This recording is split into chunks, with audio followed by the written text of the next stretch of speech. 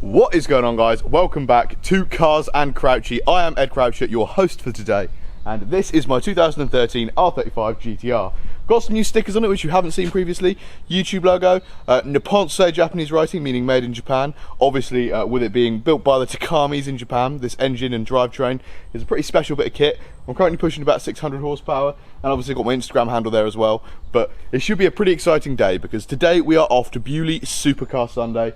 Well, actually Supercar weekend now, but we're actually going on the Saturday, strangely enough, which I've never done before. And equally, I've never displayed my car before, but this year we're repping Godzilla for the GTR squad at the Supercar event, so minimum entry requirement, because this is definitely going to be the cheapest, probably the cheapest supercar there in terms of financial value. But equally, it's a GTR, so it's going to be one of the fastest as well. But without further ado, I've got to try and get Shara out of my room, because she's taking a while getting ready. Wash the car off a little bit because it's in the States. I'm just going to give it a quick spray off and give it a quick brush down, and we'll head to Beaulieu, which is in the New Forest in the south of England.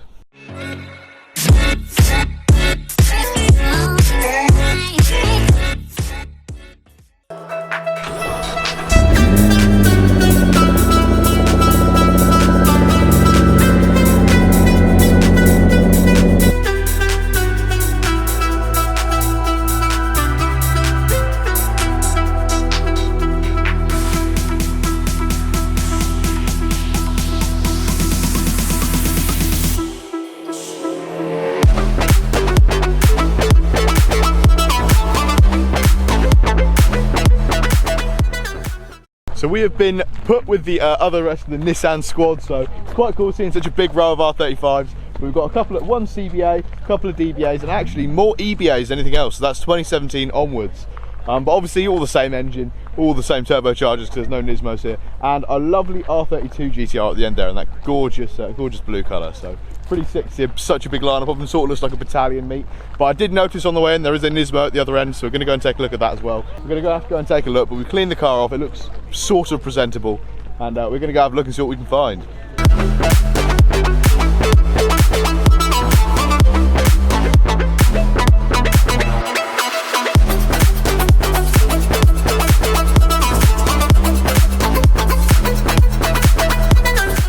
So initial impressions, there is a lovely wide breadth of cars here. We haven't got into the main displays yet that are like the official Beaulieu stuff, but there's some really cool stuff. I absolutely love this like neon acid yellow GTR. It looks really cool. It's actually a DBA chassis, you can tell by the daytime running lights at the front.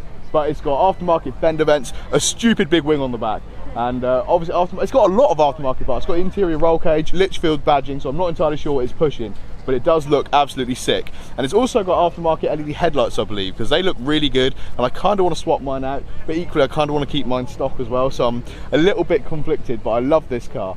Massive fan of the R8 V10 Plus. In fact, when I bought the GTR, if I had the budget, I would have probably picked one of these over it. Obviously, the V10 Plus has the same powertrain as the Huracan 610-4. I mean, same transmission, same everything pretty much, just a different body kit.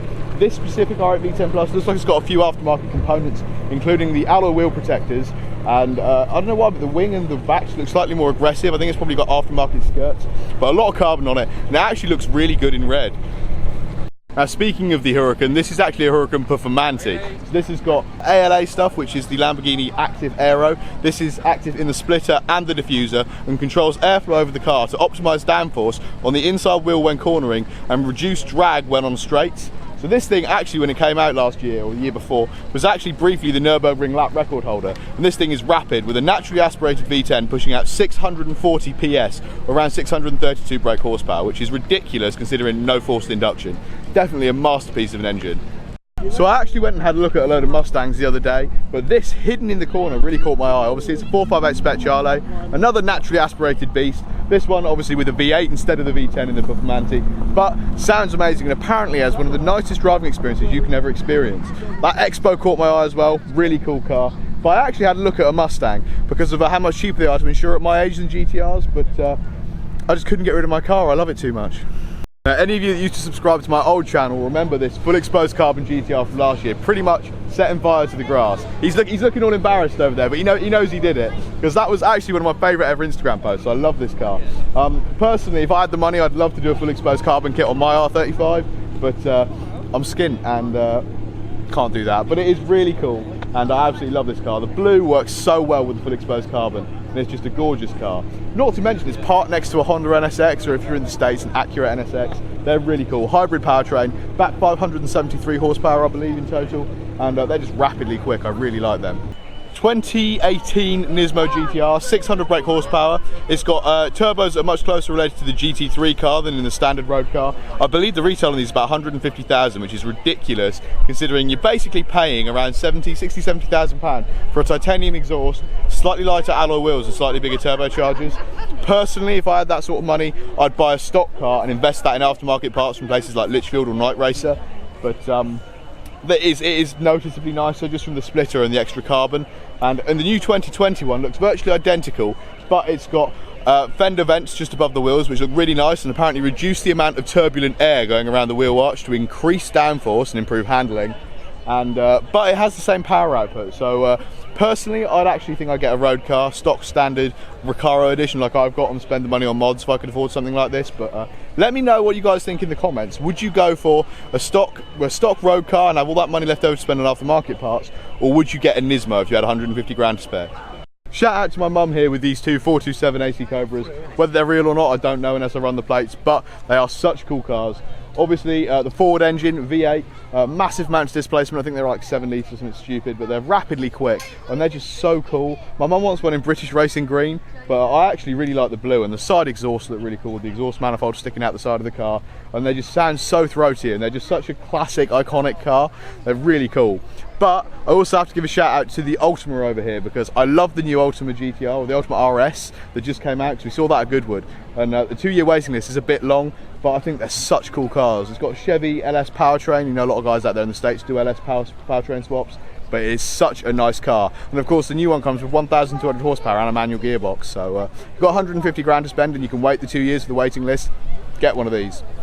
Big shout out to you, Matt Jeans, for buying this car, you absolute muppet. I think this is a performance model, but anyway, the new Tesla Model 3, 0 to 60, you get the performance pack, it's 3.1 seconds, crazy amounts of torque and obviously instant power delivery. They're actually testing these on Top Gear against things like the new C63S, and these things are absolutely rapid. They're really good in a straight line, but personally, I think the Model S looks a bit better. I think this is obviously very subjective, but I think the looks of this are a little bit sterile, a little bit standard city car. I think considering this is probably, as much as I hate to admit it, the future of automotive travel, I just don't think it looks that great. I think they could have done a bit more flair with it, but then it wouldn't have suited the audience they're trying to appeal to, which is businessmen and women like Shah who really like bland looking things and no noise. It's got video games on the dashboard that you can play with the steering wheel. I'm pretty sure they're also putting Cuphead in here, but I have no idea how they're going to be able to control that with the steering wheel. But I guess when Matt gets his, we will find out. Because I like more garish aesthetics in terms of anything automotive, I think BMW really hit the nail on the head with what I think electric cars should look like. Because it's just more styled than the Teslas and a little bit less boring. So that definitely suits me more, although obviously it's not really electric, it's hybrid because it's got the 3-cylinder petrol motor as well. And it's sort of an amalgamation of technologies as they move forwards. But Teslas is definitely the refinement of the electric vehicle.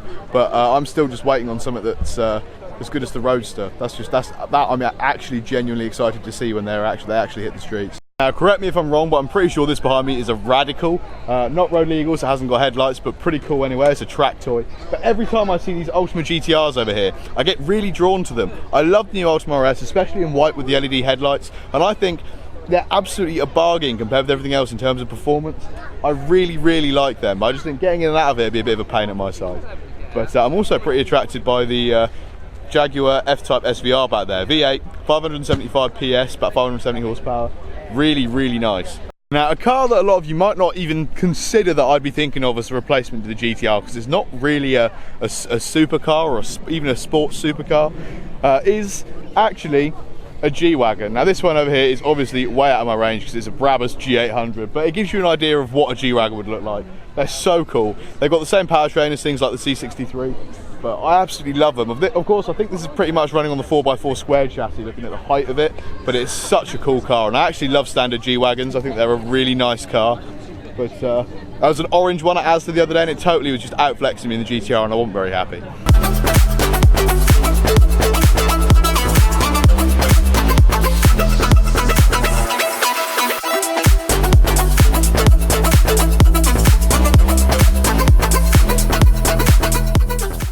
another very nice Bentayga, but again, still hasn't got the clock that I'm looking for. If anyone knows anyone who's got a Bentayga with the £180,000 Breitling clock with the stupid Swiss movement that's so desirable, let me know, because it's definitely on my automotive bucket list to find one.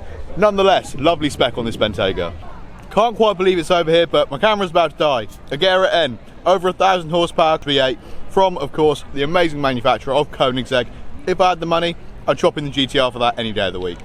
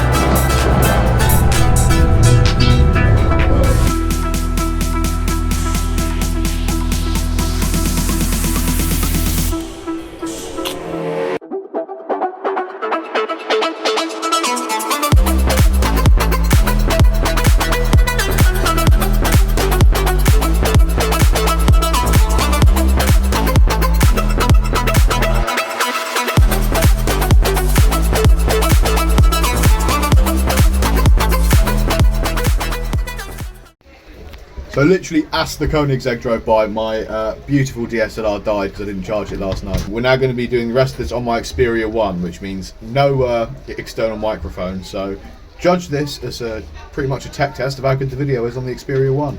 And my mum's joined us. So since Simply Japanese last week, I thought I had to mention more about the Toyota Supra, as Litchfield have announced their tuning capacity on the car. So obviously it's a BMW powertrain. Stock is apparently 335 horsepower, but it's actually pushing nearer to 380 when Litchfield dynoed it.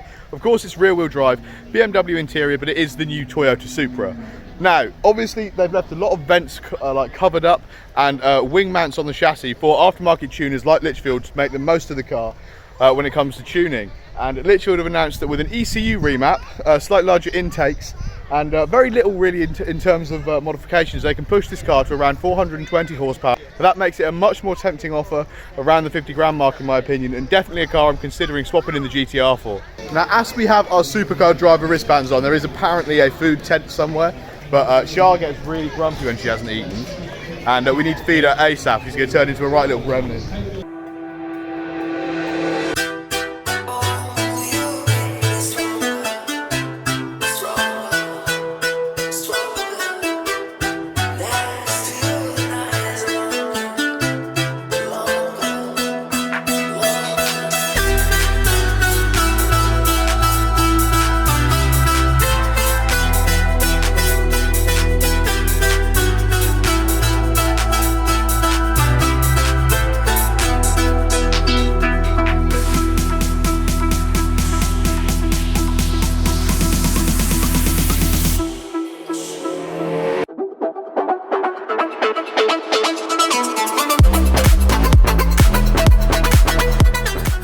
So unlike every other year, the hypercar lawn this year is absolutely ridiculous, because last year I think there was a LaFerrari, an F40, and that was about it.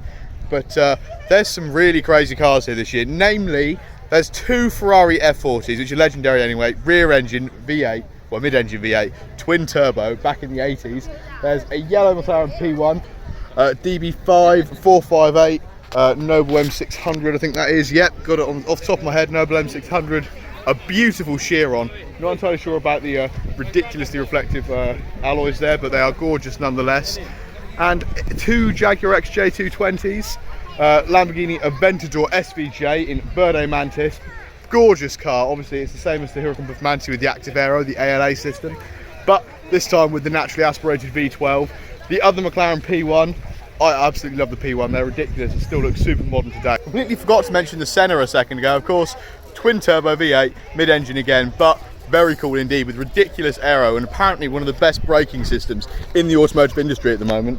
488 Pista, oh that's 458 Spare Charlie, the 488 Pista is just back there, but equally ridiculous. I'm so livid that my camera's dead, because I can't even get any good Instagram shots. I'm just gonna have to try and rally off what I can with the phone camera, because I'm very disorganized. But one of the showstoppers over here has to be this Lamborghini Miura. Obviously, this is really the original mid-engine supercar, back from the 60s, I think 69, but what a gorgeous car. Now, saying I'm annoyed with the fact that my camera's died is actually not really true now. The new Xperia 1 I've got, it's got a fantastic camera on it, not a paid product placement for Sony or any of their affiliates, but some of the wide angle shots I actually really like, and it's probably got me my thumbnail actually, so fingers crossed this footage is usable.